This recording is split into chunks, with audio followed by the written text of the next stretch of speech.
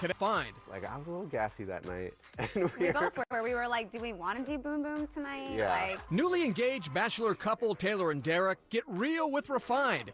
They dish on wedding plans and what happened when the cameras turned off.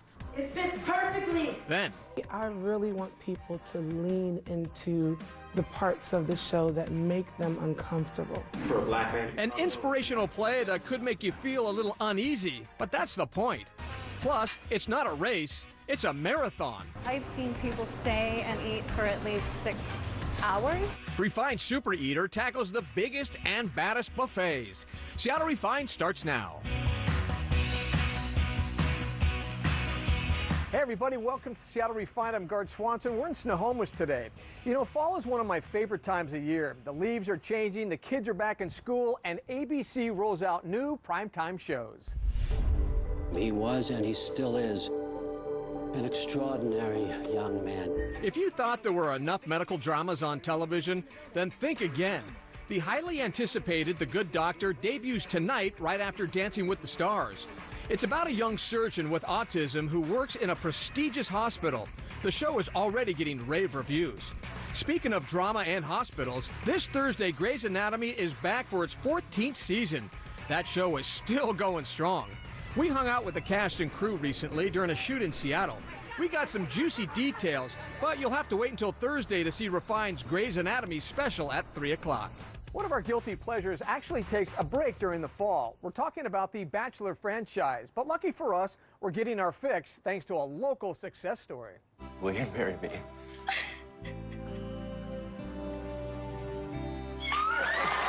Seattle gal Taylor Nolan got engaged to Derek Peth after finding romance on The Bachelor in Paradise this past summer. We can't help but feel slightly responsible since she got on the show from one of our Bachelor casting calls. Taylor had a rough go on Nick's season after clashing with Corinne and being made into a villain. But who's laughing now? We think Taylor and Derek could be on track to being the most successful couple in Bachelor history. To get the scoop, the Refined Bachelor Roundtable asked our burning questions to the lovebirds. So first off, congratulations, you guys. Thank you. Always like to see a hometown girl have a Me? success story. Yeah, You're a you hometown girl. Will you marry me? When's the wedding date, and are we going to see it on TV? Derek? We've done so much like TV, question, how is this, like so much in other people's timeline of our relationship that we're like trying to do some more romantic, like, and also Date each other more in real life. yeah, and also do before we boring can stuff do like we just want to sit on the couch and like watch TV together. Maybe Kinda one day. but- I mean, if we get to that point where we're like, yeah, we want to get married, you know, then I think we'd be open-minded to it being on TV because so many people like are invested in the relationship and all that. But We don't want it to be our decision. Derek, did you watch Nick's season? And if so, what did you think of Taylor? Yes, I did watch Nick's season. I thought she handled the Corinne situation not perfectly. I feel like there have been times over the last few days that I didn't know if you had the maturity or the emotional intelligence or the coping skills to deal with stuff. intelligence? I was judgmental of it, and I wasn't really looking forward to meeting Taylor because of that, honestly. But like, then meeting her in person, you know, I see this whole different like big heart that she has. It was also kind of like the minute you saw her too, though. I mean, maybe it was the edit, but like the minute you saw her, you kind of, am I wrong? Do you want to cover that? We didn't like each other at first. Yeah. I started it in the dumbest way possible. The basically. worst way. Do it. Tell us. I walked up to her and I said, "What's up, kiddo?" But it was more like his tone. He's like, "What's up, kiddo?" And I was like, Yeah. "Turn around, go away." So when was the moment that you knew this could be love? What was a defining moment where you were like, this is it? I have my moment. Share your moment. I know what it is. Yeah. we don't eat on the date, right? So then on the way back, we're like shoveling all this not so great food in our mouths. And like, I was a little gassy that night. And We both were. We were like, do we want to do Boom Boom tonight? Yeah, Like, which is what they call the room where you can sleep together. And I'm like, I you know, I had to let one a little bit, but she noticed it. She was like aware of it, and she goes, "Oh, is your stomach okay?" I was like, "Yeah, I'm fine." She goes, "Don't hold that in. I don't want your stomach to hurt." I was like, you can let it out. Yeah. It's okay. And That's when you knew you had a good woman on your hand. Yes, exactly. I didn't have to walk on eggshells. I could just be myself. Where are you at? I'm right next to you. I want to stay next to you. How do you guys forget the cameras and drop your guard and actually like fall in love? You have to kind of let your guard down and really surrender that thought of having any control. Yeah, that's Taylor's response. My response is have a couple of drinks. What were some awesome moments that were not shown on Bachelor in Paradise that you wish maybe were? I'm kind of a little bit of a hippie sometimes, and I don't really like to wear deodorant. Kind of. I don't really like to wear deodorant. And what I used to do, like a few years ago, was I would just use limes as deodorant. So we were talking about this during one of the cocktail parties for the rose ceremony. Because Wells is there like cutting limes, so that's how it came up. She was like, oh, did you know I used to use limes for deodorant? And I was like, what? Yeah, and so then Wells is like, oh, you guys gonna take shots? And Derek's like, oh yeah, we're gonna take one off her armpit. And I was like, wait, what? And You have we to were keep like, yourself entertained. We were like, are we really gonna do this? Is this really gonna happen? And then, you know, there's like a cameraman literally right in front of me, and I'm like, she's like, okay, we're gonna do this. And yeah, he licked the salt, took the shot, and then was just like all up my armpit. And I was like, that was seriously a moment where I was like, wow, I got it. Yeah. It's like, he's mine.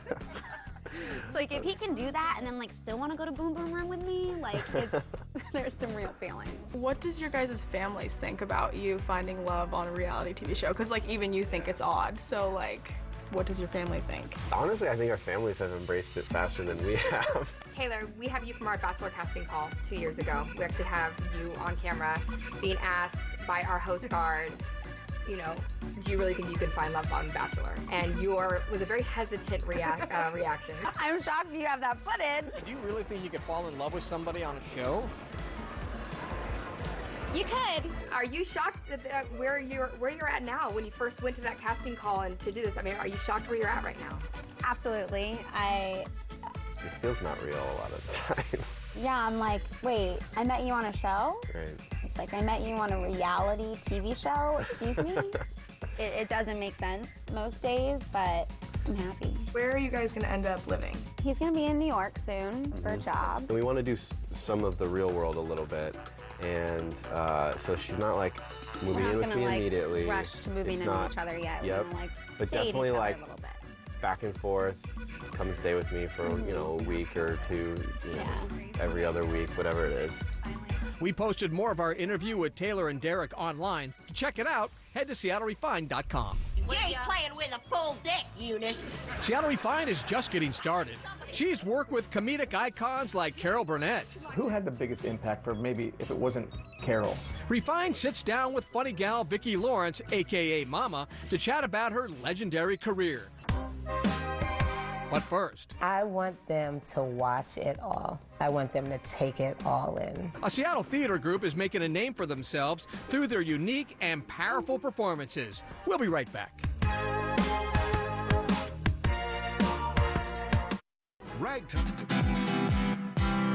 Welcome back to the show. I'm Garth Swanson. Well, 'tis the season for entertainment.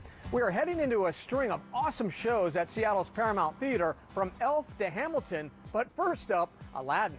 The Disney animated film turned Broadway musical will hit the Seattle stage starting October 12th. The last date is October 29th. At last check, there are only a few shows that still had tickets.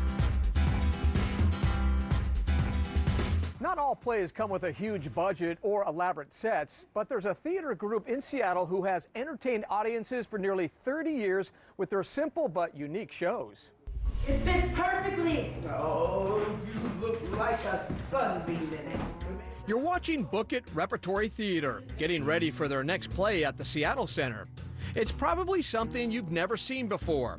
That's because the group writes their own scripts, taking iconic books from the page to the stage. It's the feeling of wanting books to come to life and spring to life. So the way that the storytelling happens is completely different. We literally take full passages from the book and then see how we make them dialogue and see how we make literally the page spring to life. Okay, and that's why I really need a spot. Book It is in its 28th season. They've done everything from Moby Dick to Pride and Prejudice, and their next show promises to be powerful. They're showcasing a new adaptation of Maya Angelou's I Know Why the Caged Bird Sings.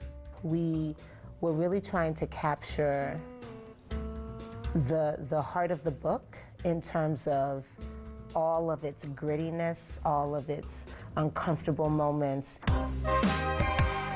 The emotional story shares Dr. Angelou's wrenching childhood experiences of trauma and racism and finding her voice through it all.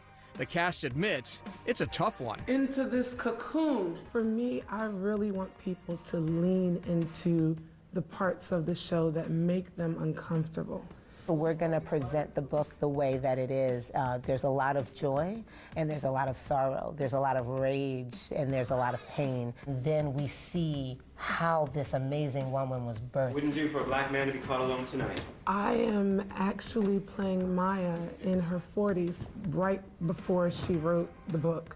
And it was an interesting time for her because literally just days before, Dr. Martin Luther King was assassinated on her birthday, and they were friends. So she, had a period of really trying to come out of that. So it's her at this point trying to figure it out and beginning the process of putting her stories on paper. The cast and crew hopes it's a show that inspires audiences even after the curtain closes. I want them to watch it all. I want them to take it all in. I want them to leave understanding that this was a full woman, and I want them to see all of the parts in her and say, wow, if she can do it, what is inside of me that can make me succeed? I Know Why the Caged Bird Sings runs through October 15th at Book It Repertory Theater. For ticket information, head to SeattleRefined.com. Coming up, what's your favorite one-hit wonder? The Refined team picks the top tunes that are oldies but goodies. We'll be right back.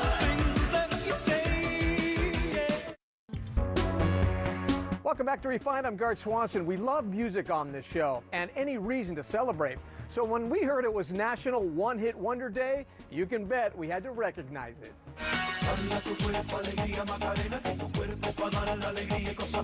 We took an unofficial Refined team poll on the top one-hit wonders ever, and most of us agreed on the Macarena. Love it or hate it, that song topped the charts for months and is still played at weddings till this day. Refined runner-ups were Tainted Love by Soft Cell, Ice Ice Baby by Vanilla Ice, and Take On Me by A-ha. It didn't make the Refined list, but there was another song that our executive producer swears is the best one-hit wonder ever. That's a night that the lights went out in Georgia. Oh, oh, oh. That's a night that they haunted the innocent man. Oh, Vicki Lawrence climbed the charts in 1973 with The Night the Lights Went Out in Georgia. But that's not how she made a name for herself. For 11 seasons, Lawrence starred alongside some of the most legendary names in comedy on The Carol Burnett Show before spinning off into her own successful series, Mama's Family. Refined caught up with Lawrence during a recent visit to Seattle. Do you have any questions you'd like to ask Vicki? The year was 1967 when a young, unknown Vicki Lawrence went from high school senior to television star, thanks to a letter to her idol, Carol Burnett. So anyway, she discovered you. Yeah.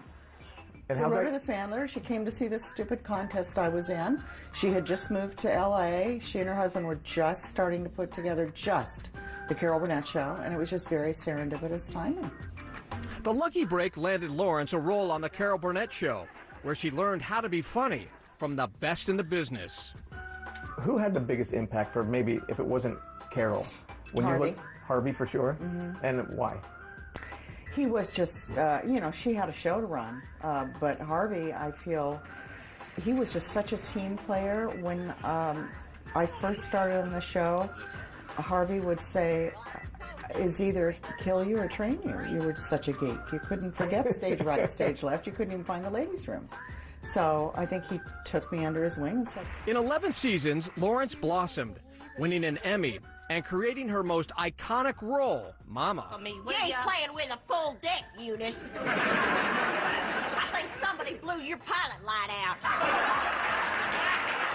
And what would Mama say about this past election, presidential election? Oh, don't get me started. No, I'm not going there. Are you sure? She was very upset about it. You know, we've been out on the road, me and Mama. And it's been really fun to push her into the new century, you know, and let her comment on everything that's going on. She had a heck of a time with this last election.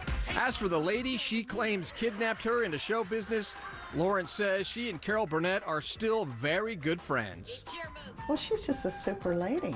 There aren't a lot of people like her, in or out of show business. She's a very special person, and I feel like I learned most everything I know about show business from her, and I grew up there and just sort of treasure that time with her. To watch more of our interview with Vicki Lawrence, log on to SeattleRefined.com. We'll be right back. Welcome back to the show. I'm Gard Swanson. One of the things I love about this job are all the new restaurants and types of food I get to try. But when it comes to power eating, I don't hold a candle to Refine's resident super eater, John Prentice. His 4 favorite words are, all you can eat. We wanted to track down the best buffets in the greater Seattle area, and there was only one man for the job. Refined super eater John Prentice. Look at him. He puts the buff in buffets. First up, Bluefin Sushi and Seafood Buffet in Northgate. I'm a little addicted to sushi, so I come here a lot, twice a week. It's an all-you-can-eat paradise for seafood lovers. Yahoo even named it the best buffet in Washington State. We have customers that will stay here 3.5-hour spans. Obviously, they're really good at pacing themselves. We serve jellyfish every meal. It is kind of different. John quickly got to work, filling up his plate. Crab legs, sushi, even jellyfish. Tastes like a noodle. Not bad at all. Really good. Slow down, buddy. You've got 2 more stops. Then in true superhero style... So does this stuff have some kick? It does. What do you think of that? Is that too much? I wouldn't do that personally, but... He downed enough wasabi to make Wonder Woman weep. Oh, yeah. This is clearing out my sinuses big time. Yeah. I'm going to start crying now, so we're going to cut away, okay? Sounds good. Ugh. Can't believe you just did that. No time to waste. Refined Super Eater headed to the next stop. It's kind of hidden, not a lot of people know about it, and it's delicious. Uma's Lunchbox Buffet is under the 5th Avenue Theater. If you find it, there's one goal. Pack as much Korean food as you can in one box. That's probably the difference that we have from all other stores, is that we do it by size, not by weight. And they want you to fill it up to the top, so if they'll notice it's a little empty, they'll say, hey, put some more stuff on there. So yeah, it's really good. They're always telling you, hey, like, add more food.